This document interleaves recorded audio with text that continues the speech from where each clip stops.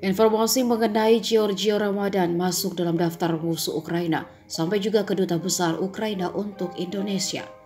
Giorgio diketahui adalah pengemudi Fortuner yang kini tersangka kasus pengerusakan terhadap mobil Brio di Senopati.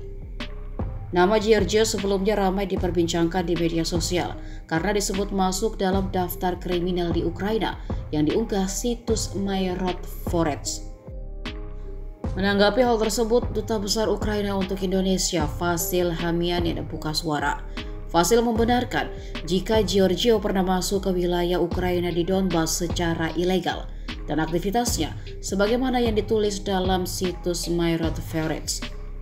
Dalam situs tersebut, Giorgio dilaporkan pernah berada di wilayah Ukraina bagian timur yang masyarakatnya mayoritas mendukung Rusia.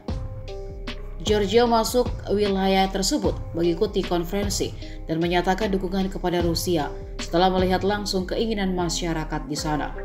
Situs yang dibuat politikus Ukraina itu pun mengutip pernyataan Giorgio yang berbau pro-Rusia dan pro-separatis Ukraina.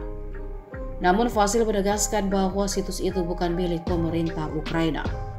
Giorgio Ramadan merupakan pelaku pengerusakan mobil Brio di Senopati, Jakarta Selatan pada Minggu 12 Februari dini hari.